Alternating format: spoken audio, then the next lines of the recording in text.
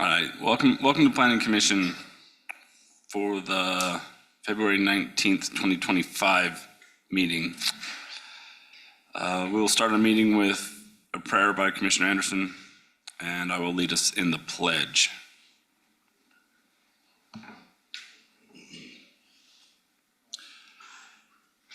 Our Father in heaven, we're grateful that we can be here as a Planning Commission and Washington City residents. We're grateful for the opportunity to serve our community. Please help us so we can have clear minds and calm emotions, and that we can review the issues at hand. And we say this in the name of Jesus Christ, amen. Please rise.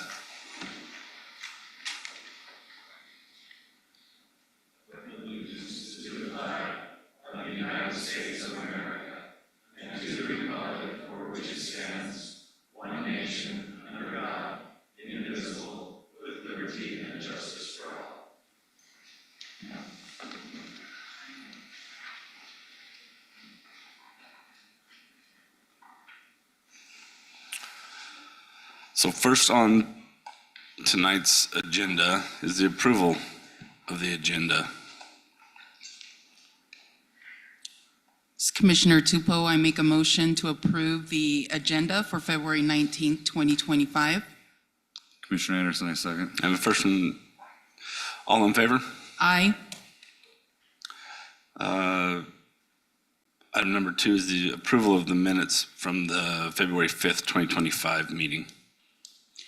Commissioner Tupou, I make a motion to approve the minutes from February 5th, 2025. Commissioner Anderson, I second. First and second, all in favor? Aye.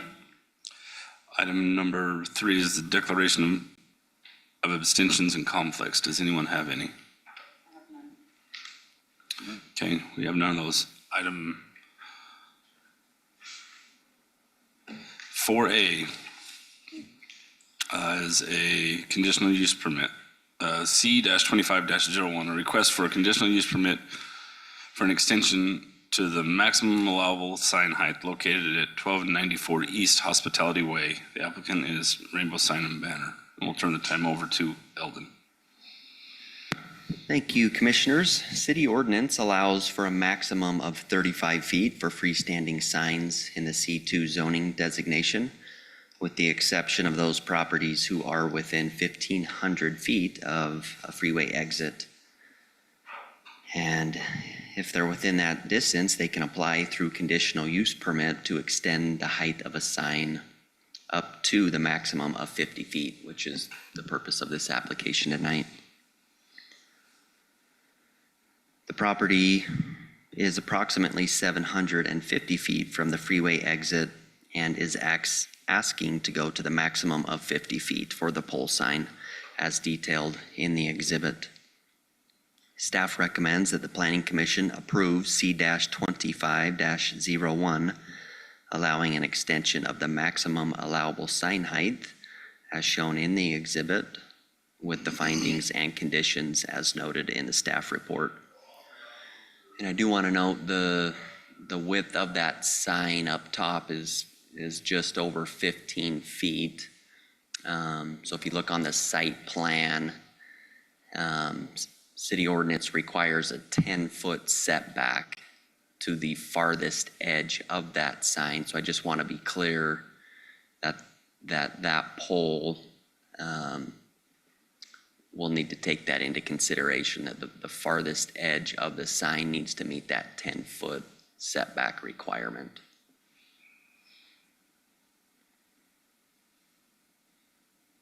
And that concludes staff report. I'm happy to answer any questions if you may have any.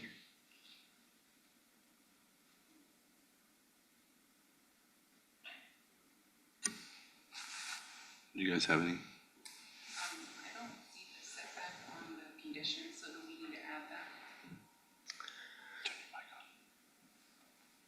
Sorry. This is Commissioner Tupou. I don't see the setback requirements as part of the conditions. Is that something we would have to add? You could. It's called out 10 foot. I wanted to specifically clear that up if there was any. Okay. miscommunication on that, but yeah, feel free to clear that in a condition if you'd like. Thank you.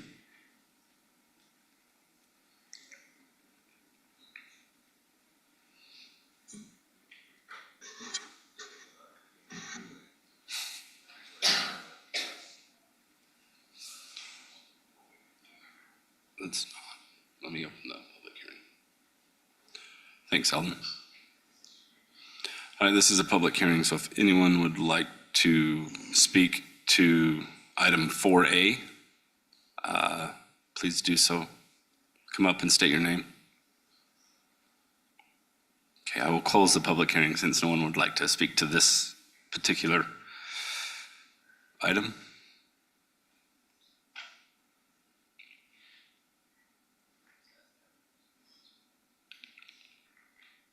Do you want to hear from the applicant? Does the applicant want to?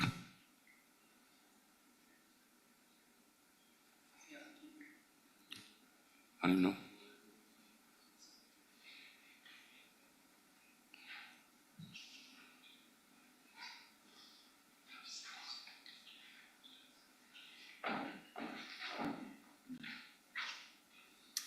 Hi, my name's Josh Sutton. I'm here with Whitwer Hospitality representing the hotel here. Happy to answer any questions if you have any. Did you guys? Do you have any? So just walk me through, I mean, looking at, here on the map and everything, why we don't have visibility, and why we need it to be 50 feet? The 50 feet is from southbound I-15. It's hard to see what hotel is there. There is a sign on the side of the building right now, but when you're coming in southbound, you can't really see what hotel it is. So the sign is just to clear up what hotel is there. It's just because the elevation is too Yeah. low relative to the Yeah. freeway? And with the new development that's going in on the northeast side of the roundabout there, we feel that there could be a little bit of obstruction eventually. So it's kind of just a protection measure. So this is on, so we've got this kind of commercial block there at that exit, and this is basically the south lots of that commercial block. So there's others in between them and the interstate that are also impairing just visibility. Yes.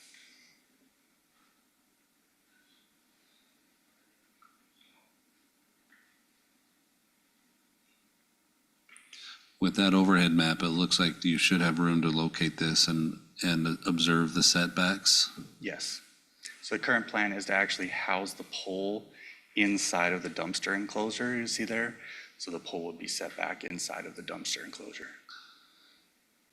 Would that give room for the signed span to observe those setbacks? It should, Rainbow Sign should be on Zoom to answer that specifically, but I'm sure if it's not, we can definitely accommodate that request. That's not unreasonable. Looks like there's room. Yes, that is correct. Sorry. I tried to speak earlier, but my microphone was not working. So yeah, we will take that into consideration as well.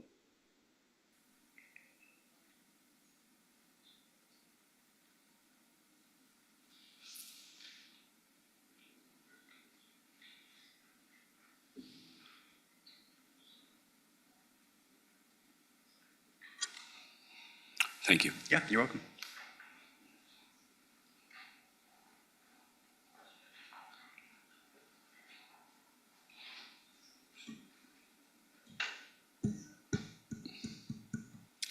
Yeah, I can't make it. I'll make a motion.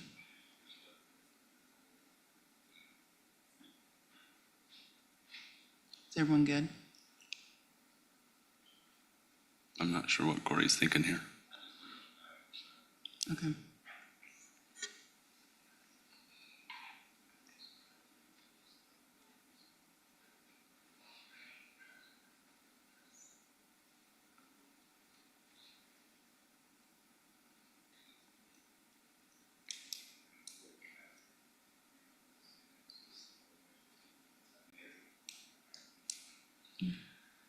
Okay.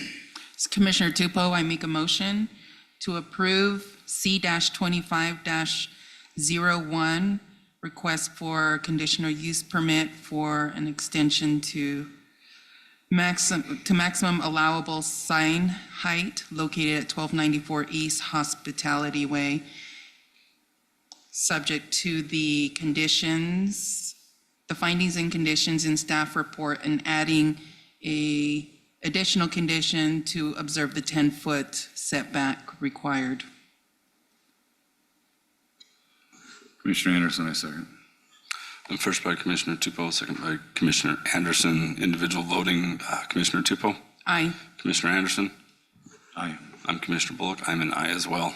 This will go to City Council. Oh, it's approved. Next on the agenda is item 4B. The C-24-21 request for a conditional use permit for a new church building project located at 1570 North Overland Trails Road.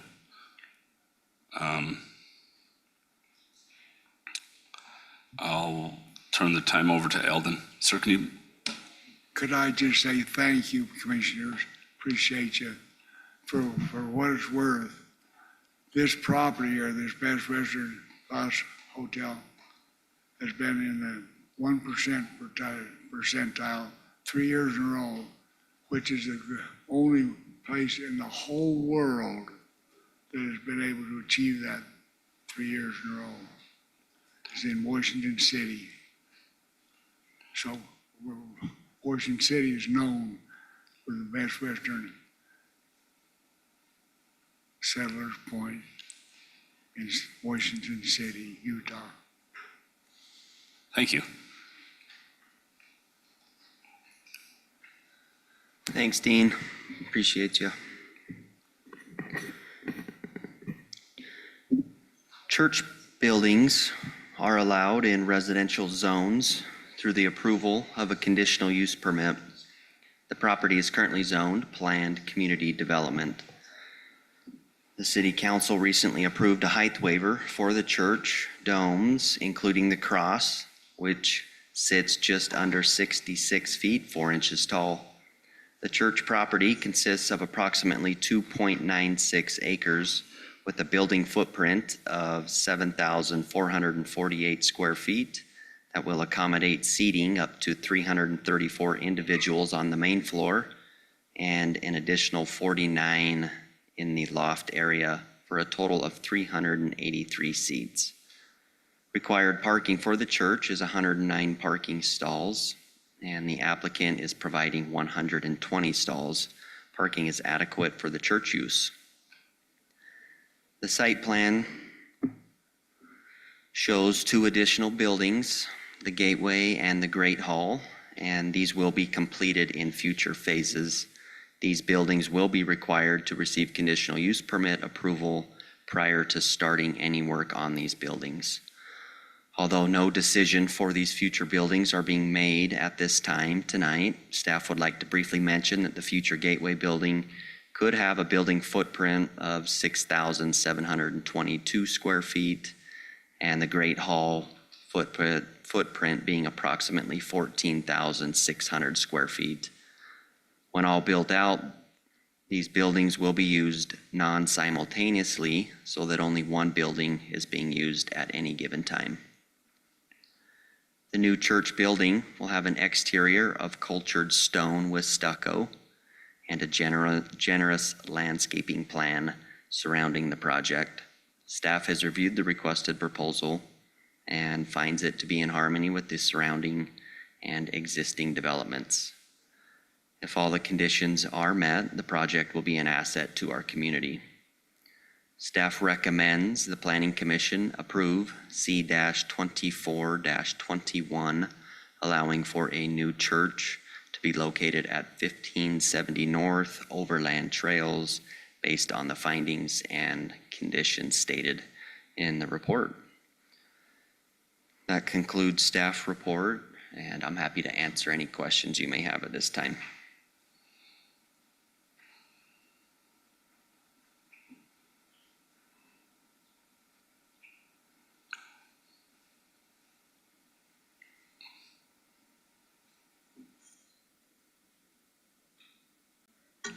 Thanks, Eldon.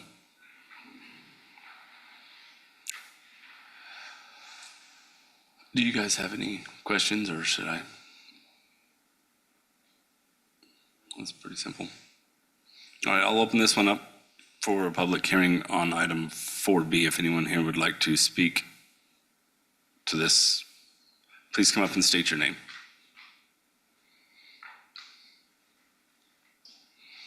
We did get written ones of people, just so you know, we have read those. They have been submitted to us and we've read them if you put it in online as well.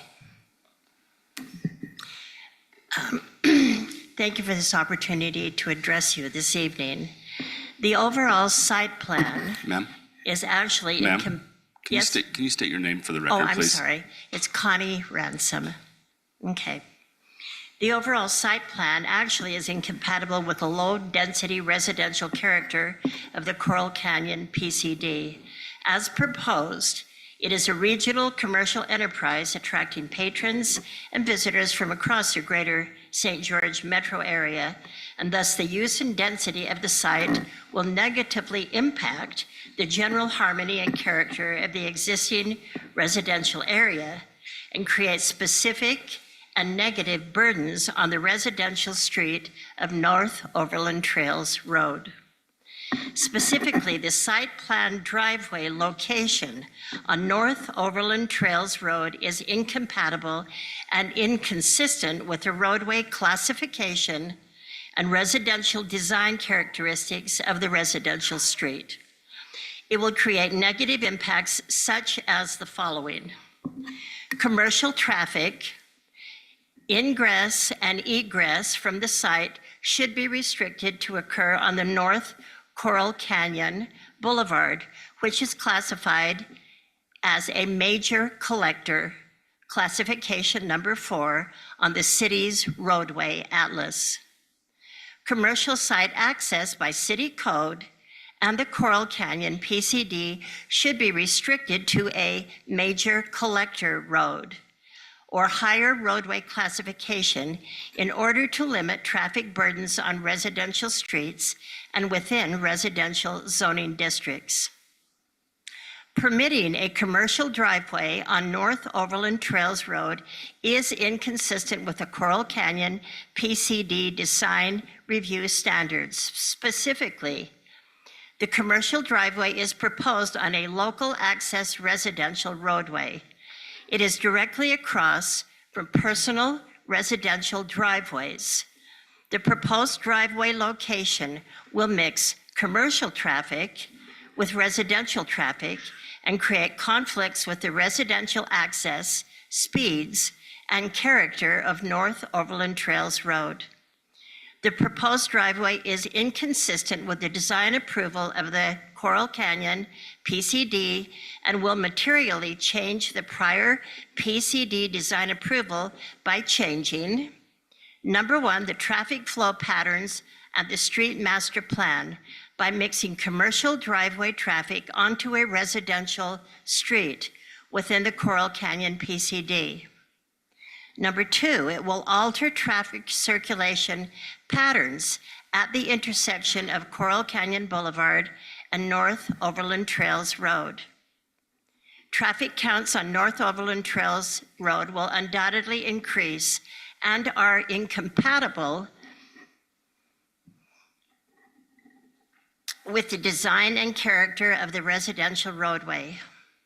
Turning movements at Coral Canyon Boulevard and North Overland Trails Road will change, and the intersection design of North Overland Trails Road does not have a dedicated turn lane northbound, and intersection level of service and traffic queuing in front of residential driveways restricting access will be increased. There will be increased light pollution and nuisance to the quiet enjoyment of adjacent residential properties, as a commercial driveway will require increased light standards to comply with driveway and commercial lighting standards as prescribed in the Manual of Uniform Traffic Control System Control Design, the MUTCD guidance. And lastly, it will increase hazards and conflicts with abutting personal residential driveways, conflicts with pedestrian and bicycle activity, which there is a lot of, people riding bikes on North Overland Trails Road. Simply put, the CUP proposed is broadly inconsistent with the, number one, inconsistent with the design and harmony of the Coral Canyon PCD and the associated street master plan. And two, inconsistent with the best engineering practice and design criteria for commercial driveway access being limited to major collector roads and higher street classification, and will lastly create substantial nuisance and increase conflict by mixing commercial traffic on a residential street. The conditional use permit, as it is written, should be denied as presented. Thank you. Anyone else would like to speak to this?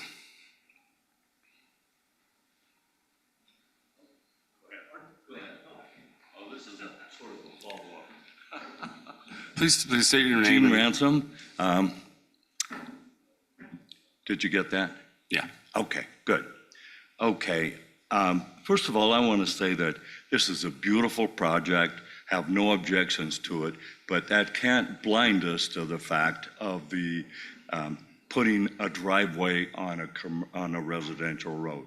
If we're going to have the distinction between collector routes and residential roads, there's got to be a difference, and you just can't treat a residential road like a collector route. And if the city code requires that access to a place like this beautiful church be off a collector road, and needs to be off a collector road. I've got a couple of other things I'll say quickly. And if it sounds very similar, we have the same planning firm. It happens to be our son, who's the trustee of the home in the area. Okay. To help get at what I take to be the crux of the issue, I'd like to mention two unsupported findings from the city's staff report. And I'm not, I'm certainly not making any criticisms of the people who do the report. The report makes two claims, that the issuance of the conditional use permit would, one, have no impact on the general welfare of the community, and that may be the case. Two, have no impact on the general harmony of the neighborhood. I really believe there is no basis for these statements. Unless you've had a study by a licensed traffic engineer, that's the only basis that you could have for making that. And I'm not aware, has there been a study by a licensed traffic engineer? Well, I would say that may be one of the only ways you could justify those statements. The other thing is very highly improbable. These are implausible statements that are in that document. That it's implausible to think that having that kind of traffic on a residential area will not change the general character of and even livability of that neighborhood. I think it's a wonderful, again, beautiful project that's going in there, but we can't let that, again, blind us to the fact that we're ignoring the typology of roads in the area. We're ignoring the fact that this is a residential street, that there are driveways abutting the proposed driveway. These things are actual problems, I really believe. So I think that's pretty much what I wanted to say. And I do have a printout. Can I enter it into the record, or? Okay, here you go. I can get another one. No, I've got another one. Just give it to the chairman. Oh, sorry. Yeah. Yeah, yeah, there's some pictures there, some diagrams showing, we tried to send it in, and apparently didn't get it in time. Let me get the other one.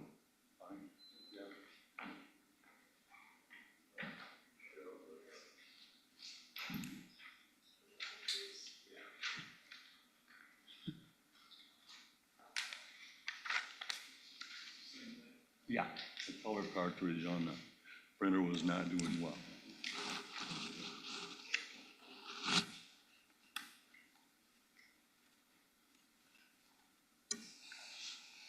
Is there anyone else who would like to speak to this? Evening. Martin Luther Turner III. My comment will be only to the residential area. I did live on Overland Trails, just 4 houses down from the project. And now I live just across the street from the project. I was excited to see this property being developed, and like the previous gentleman stated, it appears it's going to be a beautiful building. Last year with the HOA meeting, when the father came in and gave a small presentation, there was a lot of objections on the fact that the 2 entrances, one on Coral Canyon Boulevard and one on Overland Trails, would be a big traffic hazard. My comment at that time was, I thought it would be better to have the egress and entrance on Coral Canyon Boulevard, just the same as the LDS Church, which is 3 blocks to the east of this project. With the comments stated about the problem with traffic on Overland Trails, the egress and exit or entrance on Coral Canyon Boulevard seems like to be a better situation.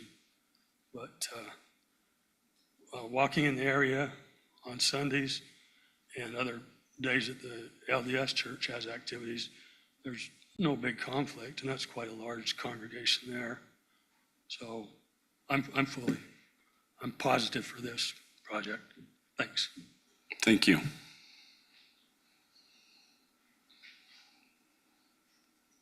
Is there anyone else that would like to speak to this item?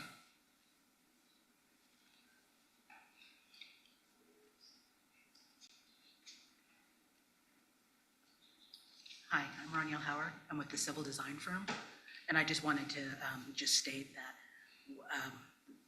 that the church wouldn't be in operation during peak hours, so the traffic generated would be outside of peak hours.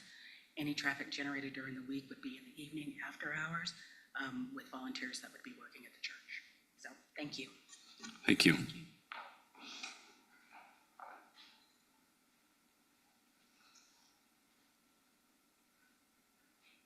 Anyone else?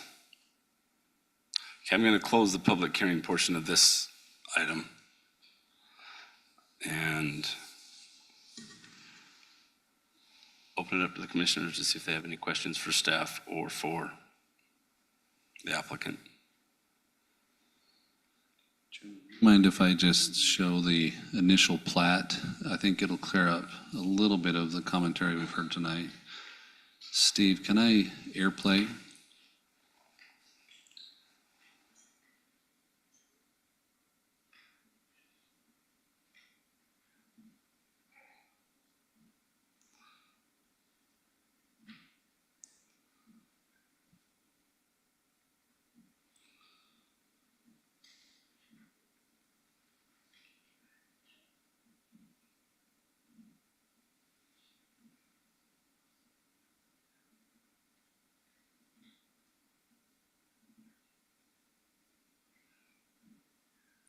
So this is the initial plat. You'll see up here in the right-hand corner, it was recorded August 20th, 2004 for Coral Canyon Area 6, Phase 1.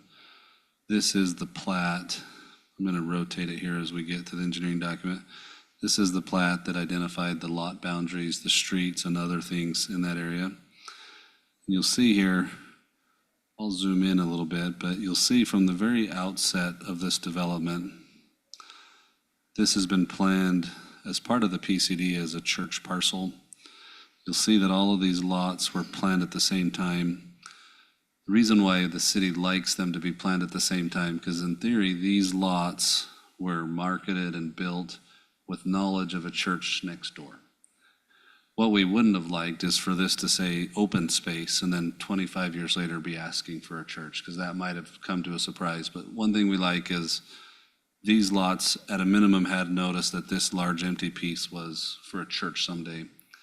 Now, I am also aware that there was a sign on the premises. The Coral Canyon Association would have signs on here that say future church use. And so they also made sure the surface read that way.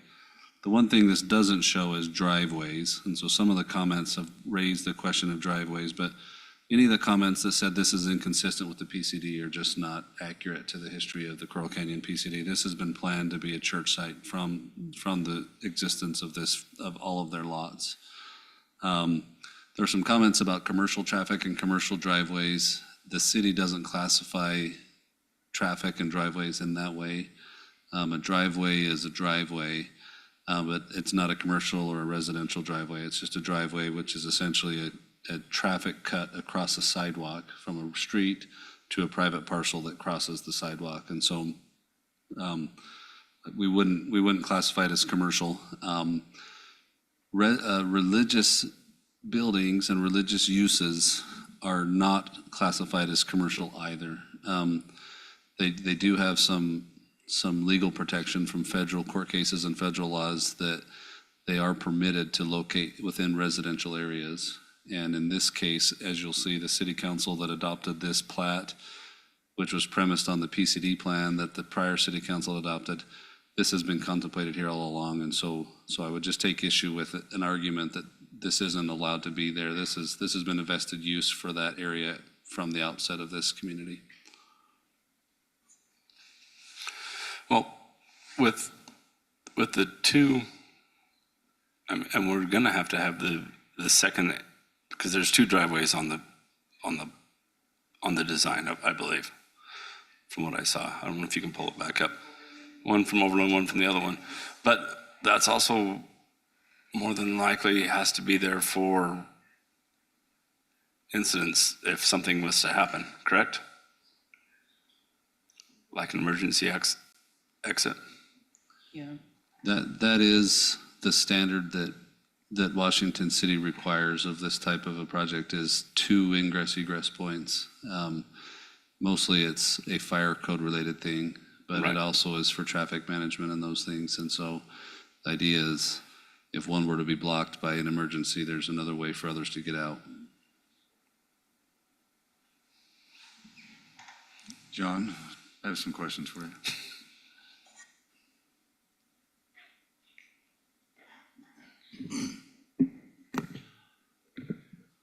Commissioner Anderson, so in looking at the design here, I mean, I know why we have two exits, and I also know why the residents are concerned having it, right across from their driveways. And I also know that we have restrictions as far as, distances from intersections and so forth. Looking at this, is it possible to get two exits out onto North Coral Canyon Boulevard. Yeah, is it possible? Yeah. Within our regulations, was there distance? With the buildings, I mean, I know we shuffle around, but with the size of those buildings, could it be fit? That's the question. Yeah, I believe it would fit within our criteria for our access management. What would the distance need to be from the driveway that's shown there now?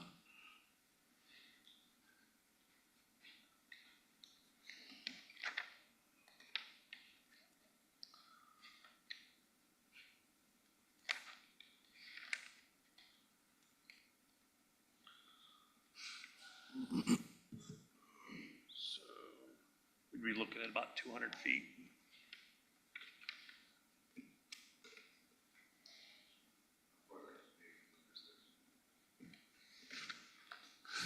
Why'd you ask that? Why I had the book open? Jeez.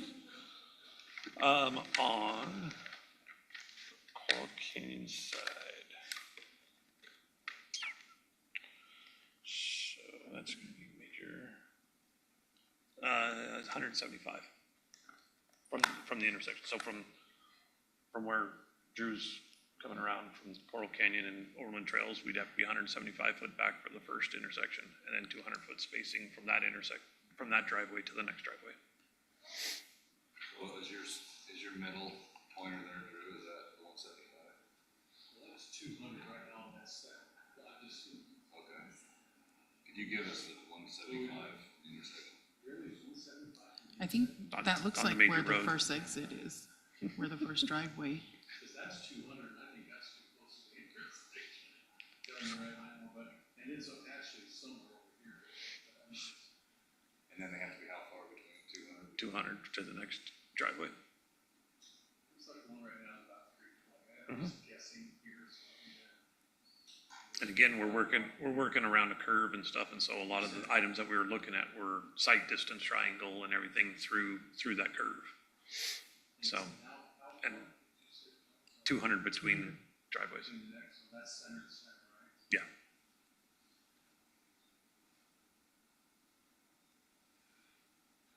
So we've had a real problem with the curve by the other temple.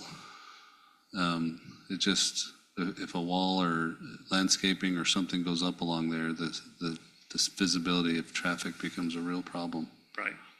And you can see in the drawing that was in your packets and stuff, that we did have the site triangle shown, and it was something that we had to deal with, and they got the note on there that landscaping will have to be underneath the 2-foot mark. They had to do a little bit of change with some parking, because we did have parking that would overhang into the site triangle and stuff, and so we had to play with that a little bit to get the drive to work as well for that site triangle and stuff, but they did get it into the exhibit that's in the packet, so. Also, if I can just add on to that a little bit, we got churches all throughout the city that come in and out of residential roads all throughout Washington City. I counted off 7 just quickly off my head of those going as well, just for the informational.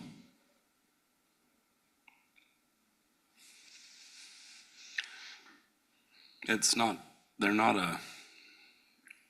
was referred to as a commercial use, but I mean, it's a religious use. It's gonna be, I would like to have a church next door to me. They're not that noisy. On Sundays maybe, but Yeah, for the most part, they're pretty quiet establishments. they have their busy times. There's also times when you're able to play Frisbee in their parking lot and nobody's there, right? Exactly. And so, you know, I'm not arguing that there's not the busy times. As John was talking, I think the commission the concept of the traffic visibility around that band, especially once buildings are up, if you're thinking about a second access off North Coral Canyon Boulevard, I think you just got to keep that in mind, that's a significant challenge to have driveways on curving roadways. So condition 9 requires a traffic study.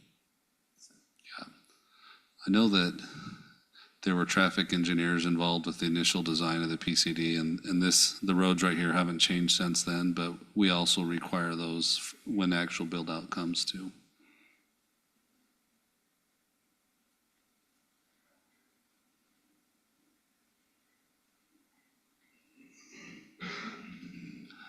Commissioner Anderson,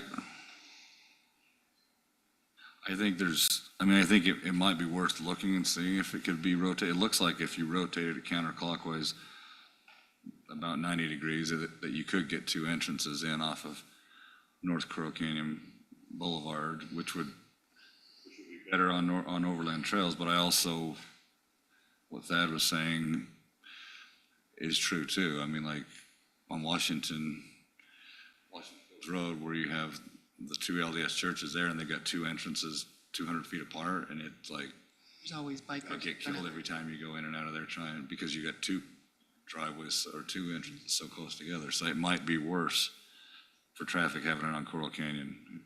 Having 2. Yeah. I worry that it would be worse traffic for the neighborhood if they were both on. And that bend in the Washington Fields was probably the worst on pedestrians. Yes. Cars that aren't seeing them. Well, you Because of the curve. That would be my worry, is that if we made them redesign to try and reduce traffic on overland trails, that the residents there might hate it more when it's actually in place. The resulting 2 driveways on Coral Canyon, I think would be worse, but it's hard to know that until it's actually built.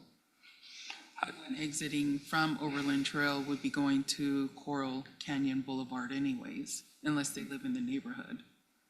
And it's not necessarily the church traffic that's the distracted or not, or the non-viewing. It's the through traffic that just doesn't have the same view anymore because the lot's been developed. And so it's the walkers, it's the joggers, you'll see the sidewalks extra wide there for that purpose, who maybe don't get seen by through traffic once the surface has had some construction on it.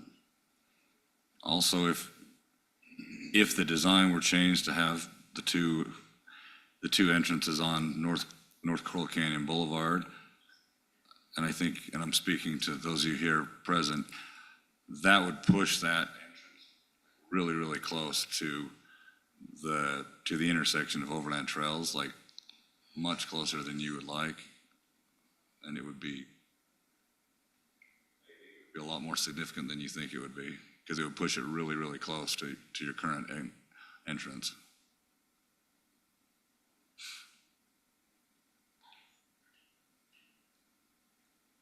So I was just playing around. I asked John what the distance for sight. Again, my biggest worry on any bend is sight, and you have to have a clear view. And that's out here. I'm just saying if they were pulled out that far, which they couldn't be, to there you can see, and he said it's got to be 335. And so that's where a car, I put the green flag up top is probably where a car would be. We haven't even hit 335, and that's roughly where that other drive probably would be best to come out according to their plan right now. You can see we're already 35, 50 feet short of having that clear sight of 335.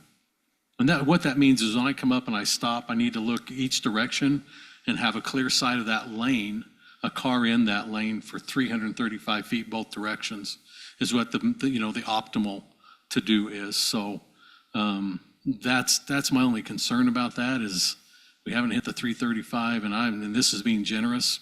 I'm at 275. Mentioned the Overland intersection is going to have a really compromised sightline now by moving it much closer. Yeah.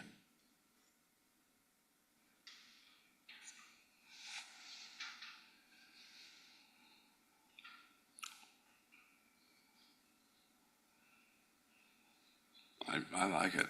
I think you leave it the way it is. There's always been churches with coming in off of residential streets. Churches and temples, both churches and temples, both in this area are spilling out into streets that have residential driveways on them.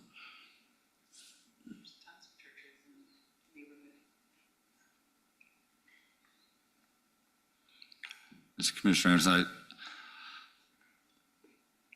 I like the design. I think it looks good. I think I totally understand the residents' concern about, being close to the driveways. I 100% get that.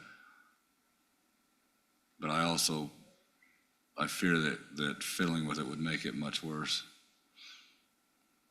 So I think I'm good with the design then. Then we need a motion. I'll make a motion. This is Commissioner Anderson. I'll move to approve C-24-21, request for conditional use permit for a new church building located 1570 North Overland Trails Drive, findings and conditions outlined by staff. Second. First by Commissioner Anderson, second by Commissioner Tupou. Individual voting. Commissioner Anderson. Aye. Commissioner Tupou. Aye. I'm Commissioner Bullock. I'm an aye as well. This doesn't go to city council. This is approved, correct? Yeah. Item 4C, the general plan amendment, the G-25-01, a request to amend the general plan land use located at approximately 4200 South Crimson Cliffs Way from the current low density to the proposed medium density general plan land use designation. The applicant is S&S Homes, and we will turn this over to Eldon. The current land use designation is low-density residential. This carries a density ratio of 3 to 4 dwelling units per acre and allows for the R110 or greater zoning designations. The applicant's proposal is to change the general plan from this low density to medium density for the possibility of developing the area into a future residential project.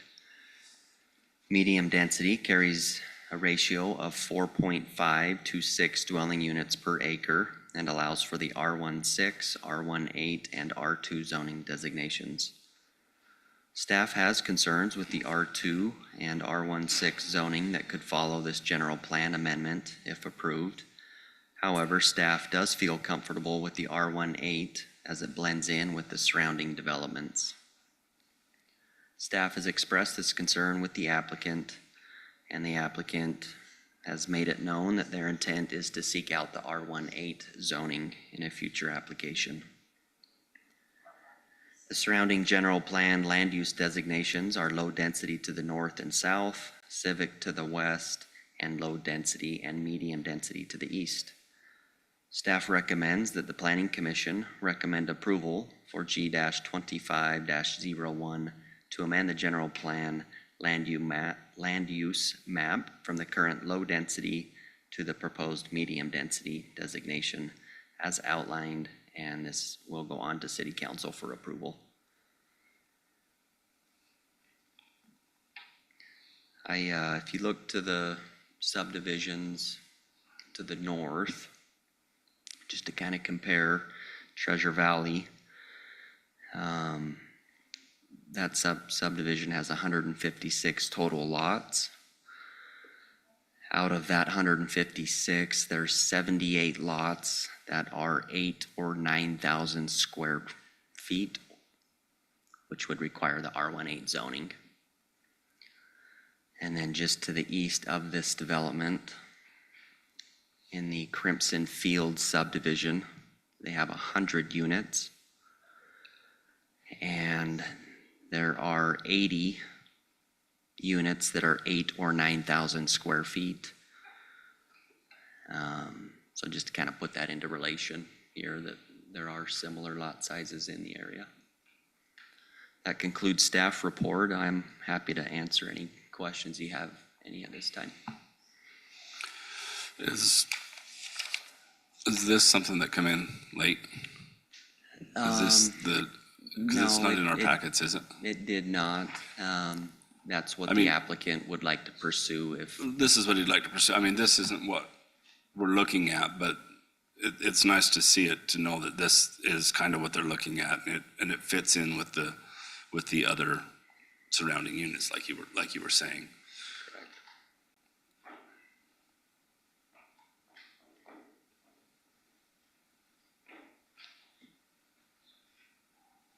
Thanks, Eldon. thank you. Do you have any questions? You want me to open up a public hearing? All right, if there's anyone that would like to speak to item 4C, please do so. My name is Roy Barker. My wife Dawn and I live on 4200. In fact, we're right at the epicenter where Crimson Cliffs goes right into my office. The reason we're here is we just don't want to see apartments. We don't want to see square boxes like the ones that we see on Hayfield. These are our homes. We moved here 10 years ago. We love it. We're recycled Utahns, for the record. But I don't know if everybody's aware of the awful congestion that we have at that intersection. I've talked to the city your public works people. And I talked to the school district, nobody wants to hold the hot potato, which is an intersection for the pedestrians, for the kids that come across from the south to the north side onto 4200. That really has something to deal with this because it's people impact. You know, I was a kid, you were a kid. We all did things that we shouldn't have done, but when we got older, we're glad we didn't get caught or we didn't get in trouble. And I'm really concerned about the kids. I've got great grandkids, kids, and that's really my concern. And my other concern was I just wanted to know, yes or no, if they're gonna put apartments in there. No, this zoning wouldn't allow for apartment buildings. That's fine. Yeah, and if they go to an R18, it's the higher, the lower end of the medium density. It will be, Okay. they're gonna be houses and the lots will be a little bit bigger than Okay. the. Well, than that what was they my are. main concern. Yeah, they're gonna be just like, about the same size as yours, more than likely. Yeah. And That's what they're gonna be. comfortable homes. And they'll be homes. You might want to talk to somebody about the child safety at that intersection. I've seen motorcycles go down in front of my house. The cops are doing a great job. The police officers, they're doing their best. But when the drag strip starts at my house and heads south, we transfer from Washington to St. George. Who's going to take care of that little gray area? And that's a problem. And it's going to develop one of these days where someone's going to lose a child. And I just want to bring it up because I wouldn't feel right if I didn't bring that up. And thank you for your time. Thank you.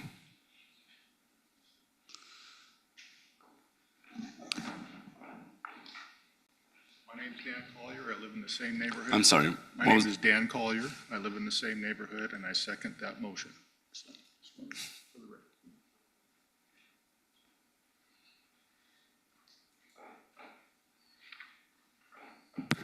Hello, my name is Jacob Larson. I'm a resident of Washington. I'm a registered nurse, and my wife is a teacher in the district. We've been here for 10 years, St. George and Washington, and I just want to speak up very highly in favor of this. My son goes to Diamond Valley Elementary. His best friend is in Washington, and they are, because of costs, they're no longer able to live in the city. I've seen about 1/3 of my son's school. We talk about kids, they're losing kids because they can't afford to stay here. Washington County, if you talk to the superintendent of Bergson, has the highest rate of homeless children, homeless students in the state. A major component of affordability in this county is the price of homes. A lot of people who bought their homes when it was a different interest rate, a different land price, and so they may not always feel the acute stress that comes from the working class people who are dependent on the wages that are on offer in the city, and they don't necessarily have the pensions or the retirement income or the assets from a different state. So I think this is very important from a long-term perspective to create a price point for everyone who'd want to be here. I think it's beneficial, and I'll just say one more thing. When I was in my statistics class in college, there was an example that was used by the columnist Ann Landers, and she wrote in and said, would you like to have children again? Or if you could do it again, would you have children? And 70% of the people wrote in and said, no, it's not worth it. And it was kind of shocking because, right, everyone loves their children. And the point of that is that sample size bias, the types of people who sometimes show up to these types of events are not always representative of the actual people who are impacted by this. So I just want you to always remember that for every person who is here, that's me, that I probably represent 100 other people who would love to live and see that. So that's my comments. Thank you. Thank you.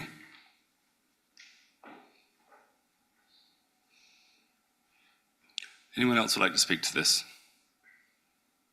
Okay, we will close the public hearing. Oh, yeah, come on up, sorry.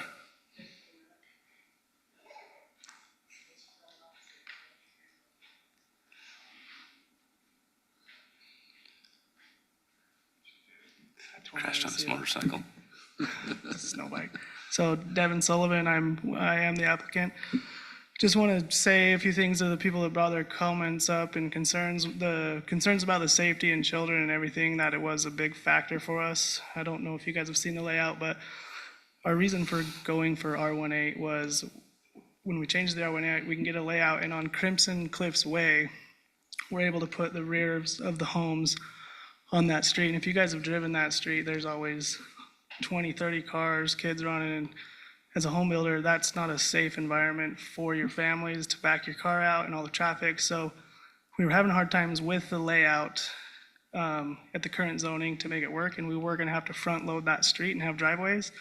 So by changing to R18, we were able to get rear load, back the rear of the home up to Crimson Cliffs Ways and have better access in and out closer to some of the intersections farther down on Crimson Way and next to the church. So we felt like it was a safer alternative and a more desirable neighborhood for families. And as far as like units, and correct me if I'm wrong, but as far as unit layout, with going to R18 versus the current zoning, we didn't pick up any extra lots. We could actually do, I think, 2 or 3 more on the current zoning versus what our layout is, but we felt like the layout we would need R18 for is safer and more desirable for Washington City. So that's my comment.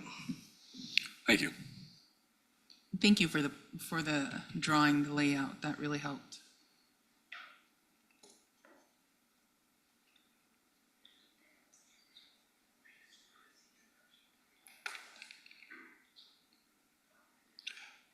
Is there anyone else who would like to speak to this?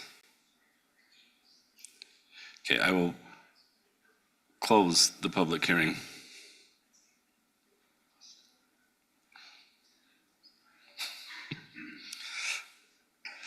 Do you guys have anything else on this? Make a motion. This is Commissioner Anderson, I to recommend approval for G-25-01, request to amend the general plan land use map located approximately 4200 South Crimson Cliffs Way from the current low density to the proposed medium density general plan land use designation with the findings and conditions outlined by staff. Commissioner Tupou, I second that. First by Commissioner Anderson, and second by Commissioner Tupou. Individual voting, Commissioner Anderson. Aye. Commissioner Tupou. Aye. I'm Commissioner Bullock. I'm an aye as well. This will go to City Council. Thank you. Item 4D is Z-25-01, a request to amend a portion of the Long Valley PCD, making changes to Section 2 to include updating the pod layouts map, designating land for a fire station, converting the apartment pod to townhomes, converting open space, pod 26 to townhomes, and increasing density from the 2361 to the 2375, with a total of 14 units. We will turn this over to Eldon.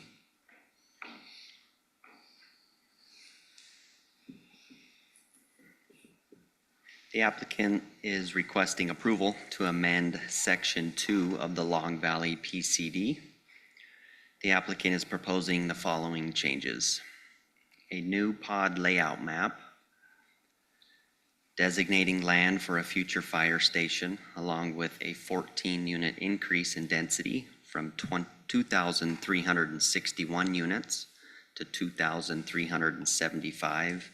It's a 14-unit increase. And converting the apartment pod to townhomes. It came to the developer's attention that the area left open in Pod 26, who had preliminary discussions for an elementary school, and that has not worked out as originally anticipated. With that being said, and to accommodate the conversion of the 254 apartments to townhomes, the open space in area Pod 26 is being proposed to be built out. Staff has no concerns with the proposed zone change as outlined. Staff recommends that the Planning Commission recommend approval of Z-25-01 for the zone change request as noted above, and this will go on to City Council for approval. And that's based on the findings and conditions stated in the report. That concludes staff report. I'm happy to answer any questions you may have at this time. Where were they planning on putting an elementary school out in this area? Where was it at? It was in Pod 26? Correct. Yes, they had lengthy discussions and just didn't come to fruition as they had hoped. Does the school district, is it not big enough for the school district to want to put a school in, or is it, do we know why? I'm not sure of those details. The applicant may. Okay.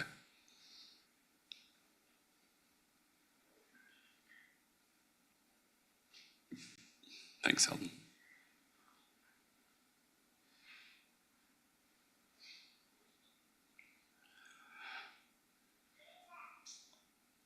I'll open this up for a public hearing. If anyone would like to speak to this, item 4D.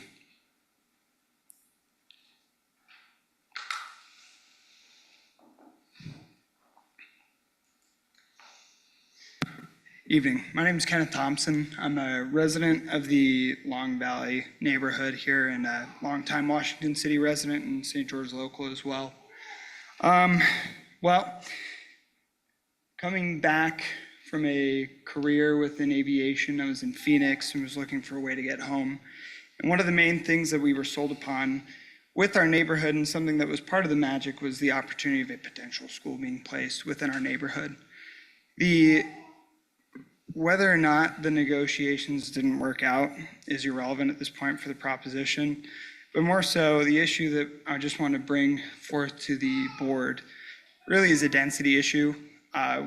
They had proposed apartments and are now looking at townhomes, and the reality is that the Long Valley neighborhood as a whole is one of the most dense neighborhoods that we have in the city, and for an upcoming addition to the area, it not only affects our property values, but it creates a bigger issue for potential families that are moving into the area due to density.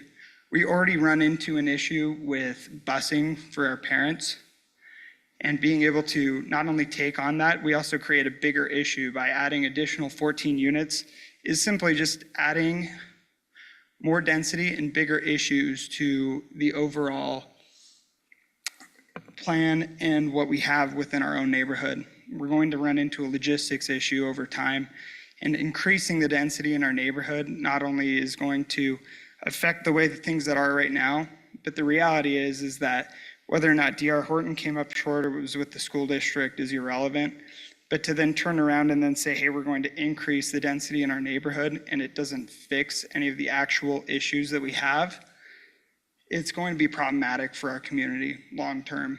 And that's the real reason why I'm here today. I'm not the kind of individual that shows up. My dad works in land development. This is something that he deals with within cities, within Idaho, and within St. George over the years. But the reality of it is that this sort of a proposition to increase our density within our neighborhood really is going to create long-term impacts.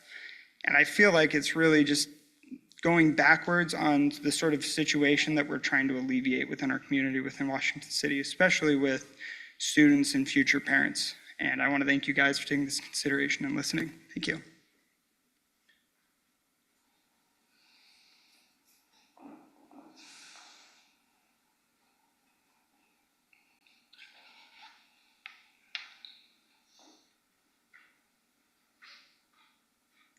My name is Jacob Ewell. I'm also a resident of Long Valley. I've lived there almost a year now. When I purchased a home with Long Valley, I had high hopes for the area. long plans to stay there. I bought a home that I hopefully could stay there for 20+ years. I hope to build the community, make it nice. My concern is with the development plans. We were promised certain things when we bought in, that there was going to be a school in the area. I've been told that Long Valley has made negotiations with the school board for 2.5 years. Appears that the school board didn't want the plot because they wanted more space, but again, 2.5 years, and then to change that is somewhat upsetting. I'm just concerned, as well as Kenneth pointed out, just building high-density housing. You know, when we bought a single-family home. I've just watched as they've built more and more of these townhomes. I understand people need places to live, they need affordability, but I'm concerned about putting all of it in one part of the city, and 10 years, 20 years down the road, you have more and more issues with all that. Again, I have no problem with townhomes, but I think it should be spaced out, considering if the school board isn't going to allow school to be built there, to consider maybe making these lots more full-size homes, just to improve the community as a whole, or provide some sort of amenity for the community, since we were promised a school, which would have been an amenity for the area. I agree with Kenneth as well, just busing into that area. We're all the way down at the end of Dam Road. There's not a lot around us. So already I've heard multiple parents complain about the logistics of busing their kids across town. And I'd say the majority of the neighborhood, my street alone, you know, all the children are under the age of 10. I have a 1-year-old myself. We're just starting our family, and I'm concerned that the majority of the community is young families, not older, more mature families. So somewhere in this development or very close by, you need to consider a school. So thank you for your time. I appreciate it. Thank you.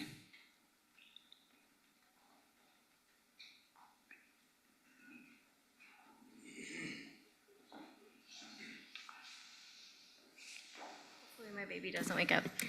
My name is Tori Crookshank. I'm a Long Valley resident. So I spoke with the school district earlier today, and it sounds like D.R. Horton had offered them 26, kind of the top left portion of 26. And the area was going to be really expensive to build on. So that's why the school district said it wasn't going to work out. So I called the school district and spoke with D.R. Horton today about using Area 21. But unfortunately, the school district said they were looking for 8 acres to build on, and either side of 21 is only 5 acres. That line in between, that road, has a lot of utilities already pre-existing. So that's why they weren't going to combine those lots into what could be used for a school district.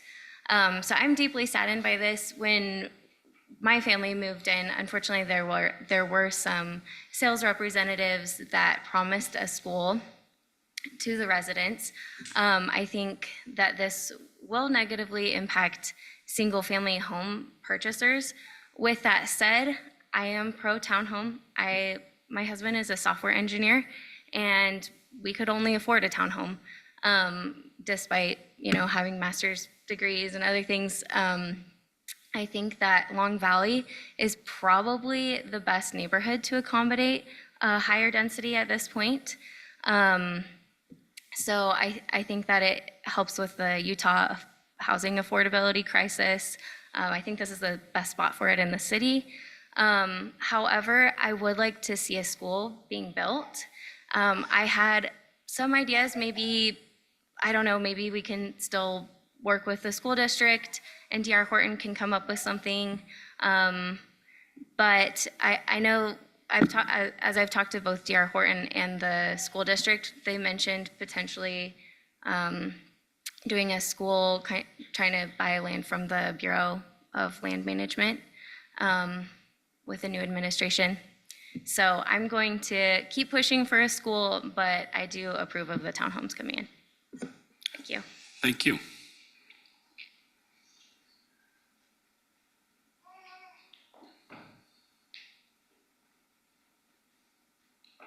If I could just make one more comment, because I actually live State your name again, Jacob please. Larson. I actually live right down the street from this development. I live in the Ents development in the Red Trails. So I'm always running over in that area, and I think it's a beautiful area. My wife being on the school as a teacher, I'm heavily involved in education.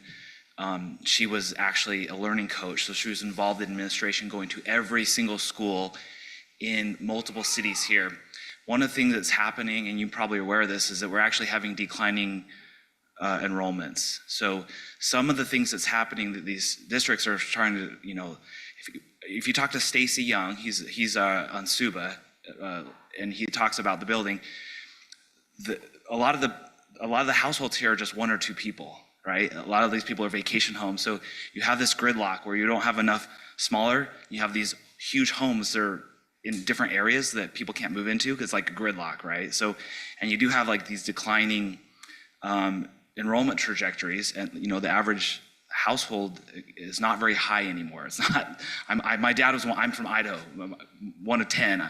I'm one of 6, and most of my siblings have no more than 2 kids. So it's just the reality. So I do think that I think there's really important points to think about, but I just think I think it's really important to keep keep pushing the density. I was just on the phone with Doug Bennett, the new Washington Water Conservancy. Density is really what we need right now for water. It's super important because you have less usage. So we just got to keep doing that if we're going to keep growing, because our economy is really tied to building. Land costs right now are 47% of a new build.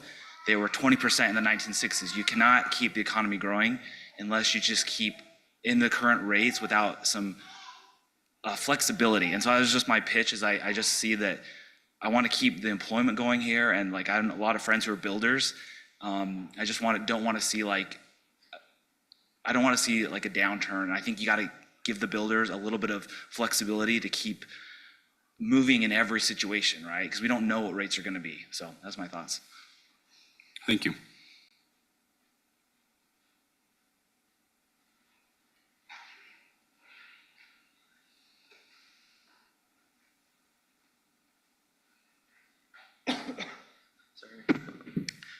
Ty Conrad. I also live in the Long Valley area, the community. I actually live in a townhome. I think they're great. I do feel a little lied to and betrayed, because that was one of the selling points, was the fact that they were going to put a school in. I think it's a little difficult because, inflation is a big problem right now, and inflation doesn't really go away. And so even with living in a townhome, me and my wife, we both have to work. Right now, thankfully, we're in a situation where she can take our newborn, or not our newborn, but our very young child to work with her. And this was an awesome opportunity, was with the school right here. It makes it very easy because her work is not far away, so she can drop the children off at school when that time comes and be able to be right there next to work. Other than this, she's going to have to make a great distance elsewhere to bring our children to school. Also with that, I do feel bad for our single home families, because they were told that there weren't going to be nearly as many townhomes, and I kind of feel the same way, because that is going to be a lot of people here. That is going to bring property value down, and Washington City is a great place, and I think this community can make it even better.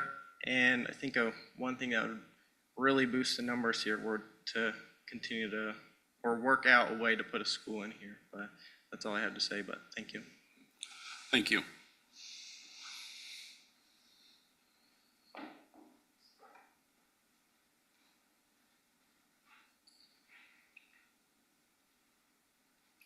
Anyone else would like to speak to this? I'll close the public hearing.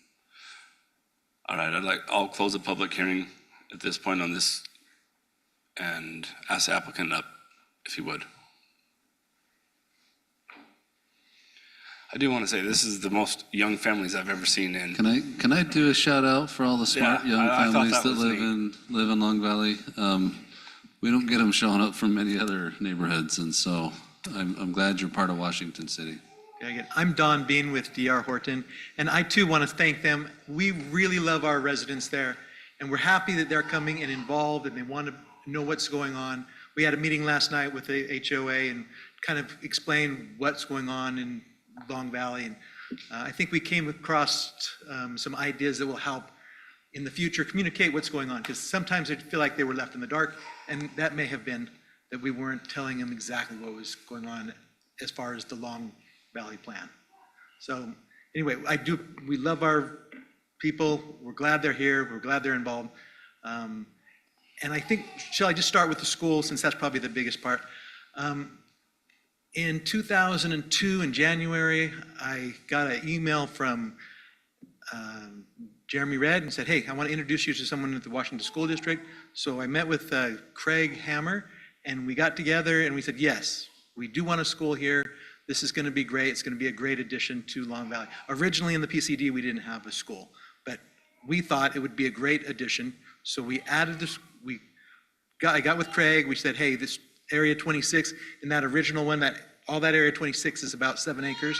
And we said, will this work for you? And they looked at it, they said, yes, this area will work. We worked through our contract, we got our lawyers involved, so it took 2 years. Sorry, Dad. But, and then when we were going to get signature, they gave it to their engineer, and their engineer saw that the elevation change from where we have the road to the back of 26 towards the power lines was about a 40-foot elevation drop, and that was just really difficult for them. And then she said it was going to be expensive, and they asked us for more property, but by that time I'd already had the preliminary plat approval for the rest of 26, and I said, I can't, we've already planned it, we've got it going. It would delay the continuation of Long Valley and put a gap in our development, and I just can't make those changes. So then they said, well, we can't take it, and I said, I can't change it. And we looked at other sites, that is the more flat area of the development, and we just couldn't find another area that would work. As D.R. Horton, we really wanted to have a school there as well. We would love to. We reached out to other, like, charter schools and other, that we just couldn't find anyone right away, and we didn't want to leave a blank spot in our development. And then at the same time, we thought we would, our sister company, who was going to be building the apartments in Pod 21, pulled back and weren't building apartments as much, and instead of selling it to another apartment builder, D.R. Horton decided that it would be better, and we thought for the community, instead of having 254 apartment pads, we could spread that out and have more owners throughout the development. And that's less dense in the areas, and we thought it would be beneficial to the entire development.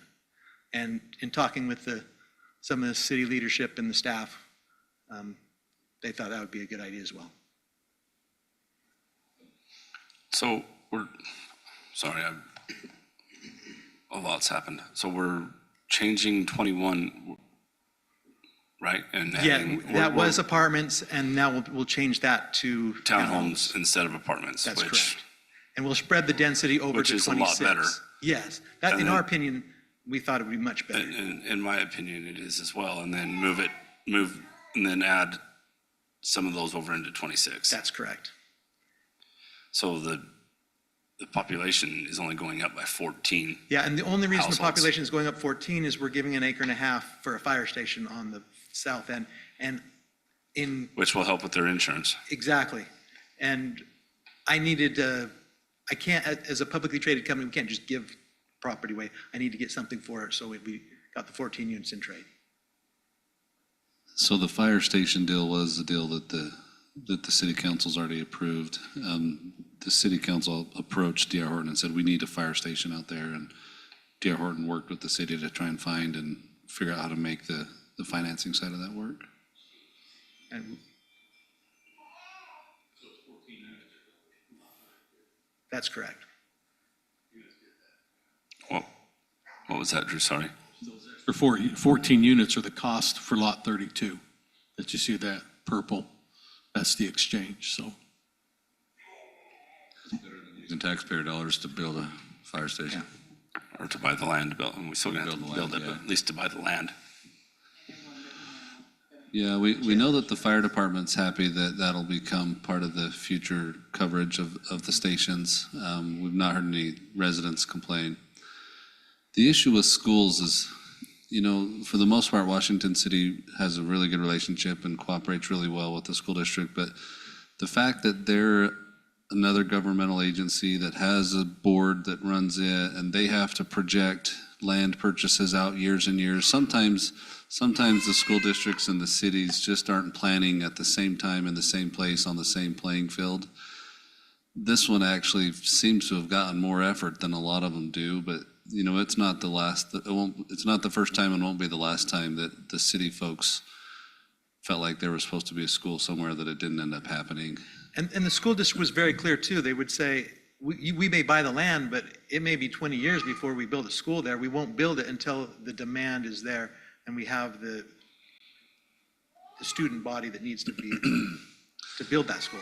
And I don't want to make any promises, but there are efforts at the city to free up some of the BLM land nearby that would certainly, you know, if that is able to happen, would create additional lands that might be able to also house a school I close. did approach the close by. BLM and trying to get them to give me some land, or I would buy some land. I have another person I'm working with trying to get some of the Turtle Reserve property, and we would trade it, and so we could develop more towards the south, but it hasn't gone well yet.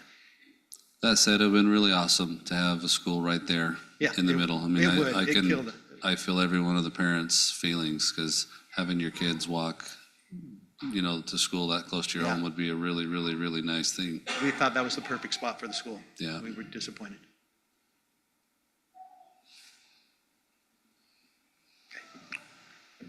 Thank you.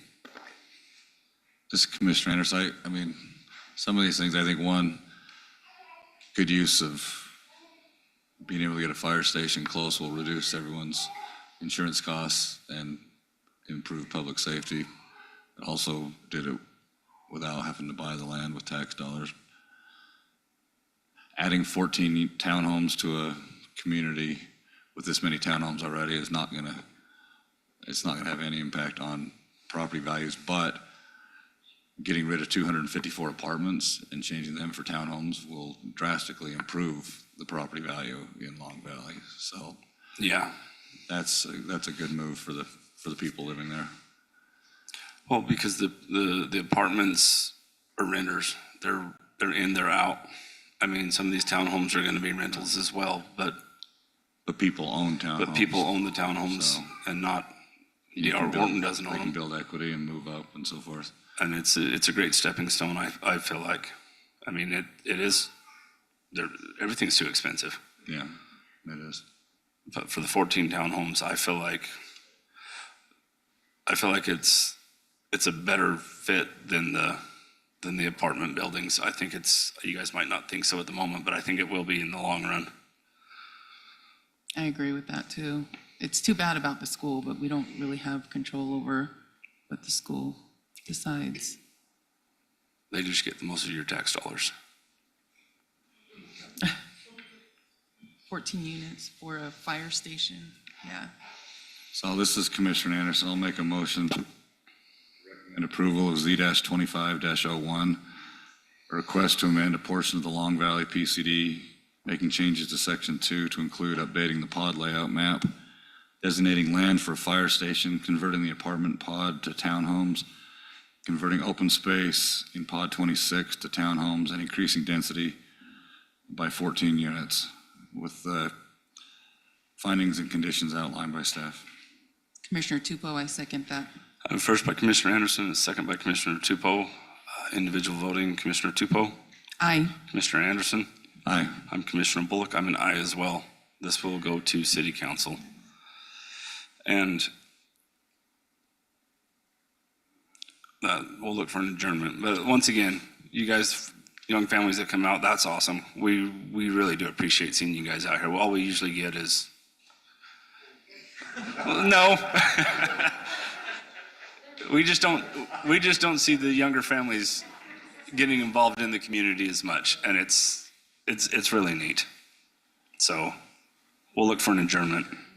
Commissioner Tupou, I make a motion to adjourn. Commissioner Anderson, I second. All in favor? Aye. Meeting adjourned. We'll start the land use in just a minute.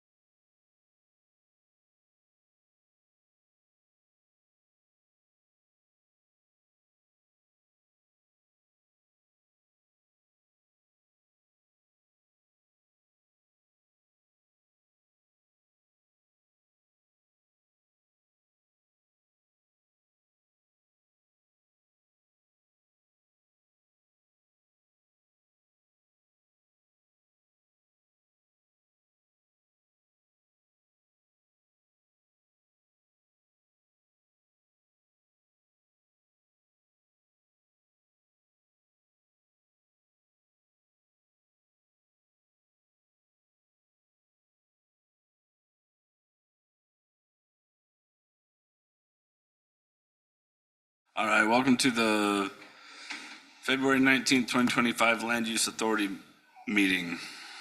We'll look for an approval of the agenda.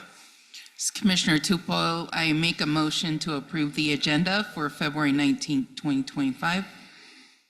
Second? First and second, all in favor? Aye. Aye. Approval of the minutes. This is Commissioner Tupou, I make a motion to approve the minutes from February 5th, 2025. Second? First and second, all in favor? Aye. Any declarations of abstentions or conflicts? I have none.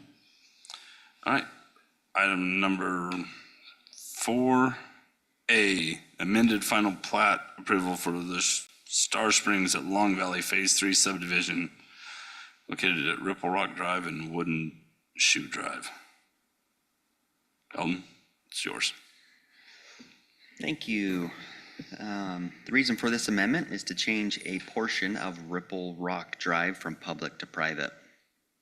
Changing this roadway will allow the developer to install a crash gate separating this subdivision from the nightly rental subdivision to the west. No other changes are being made. Staff supports this amended final plat as it conforms to the PCD zoning of this development. Staff recommends a land use authority approve Star Springs at Long Valley Phase 3 subdivision, changing a portion of Ripple Rock Drive from public to private. And that's based on the findings and conditions stated in the report. Thanks, Eldon. You guys have any questions for him? Ripple Rock Road, thankfully it's drive and not road, I guess, right? Okay, this is a public hearing. I will open this up for public comment. I'll close public comment.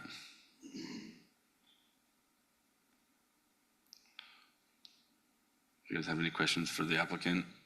Everybody's gone. Because as a general statement, the city doesn't have a lot of interest / concern in roads that are private.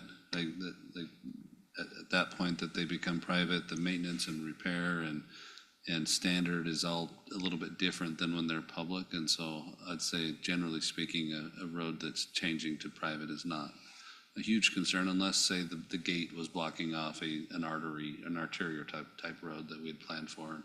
So we'll check for things like that, but otherwise it's not generally a high concern. How is it addressed if the road is not maintained? So, that's, okay. Yeah, that's true. What usually happens is 20 years later, we have an association president that's trying to reduce the dues, and he'll come and say, well, the city take these back. And so it's true. I deal with eight or 10 of those a year, and usually the answer is, well, you didn't build sidewalks. You didn't, a lot of the things that we require on public roads aren't there, so no, we won't. There's occasionally the one-off where there's a reason why the city will take it back, but we make them redo the surface before we'll take it and install the improvements that would be required of a regular public road. Usually they just can't qualify for that. They decide to keep it in their association. And there's benefits to having private roads too. You can close them for neighborhood holiday parties. Like there's benefits to them. You can restrict public use on them. And so we try to just educate them on that and say, like, you're probably better off just keeping your private road because there are benefits there. Thank you. Good deal. All right, I'll look for a motion then. I'll make a motion.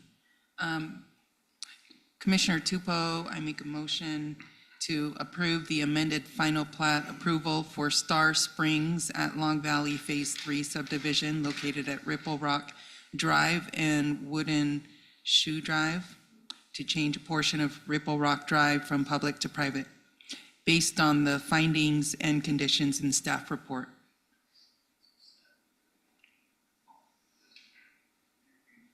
Second. First by Tupou, second by Anderson. Individual voting, Commissioner Anderson. Aye. Commissioner Tupou. Aye. I'm Commissioner Bullock. I'm an aye as well. 4A is approved. Item 4B is an amended final plat for Skyline at Long Valley Phase 1 subdivision located at Ripple Rock Drive and Riggs Loop Drive.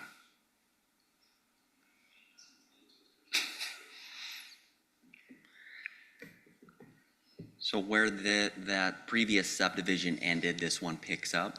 It's kind of a spin-off. Again, on this plat here, we're dedicating the other half of that roadway as private for that crash gate to go in, and then adjusting units, very slight adjustments, under 2 feet of units 3006 to 3009. No other changes are being made to this plat. Staff supports this amended final plat and recommends approval of this Skyline at Long Valley Phase 1 subdivision based on the following findings and subject to the conditions stated in the report. And I'm happy to answer any questions you may have at this time. Thanks, Eldon. This is a public hearing. I will open it up for public comment.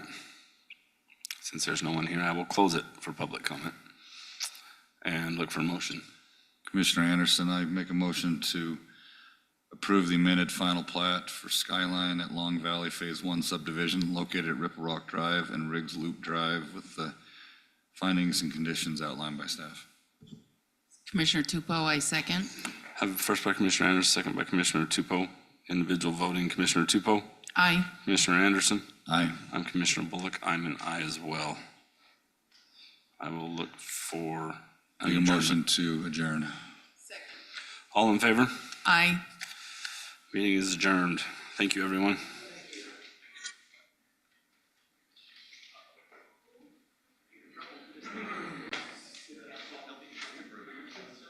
I've done it now.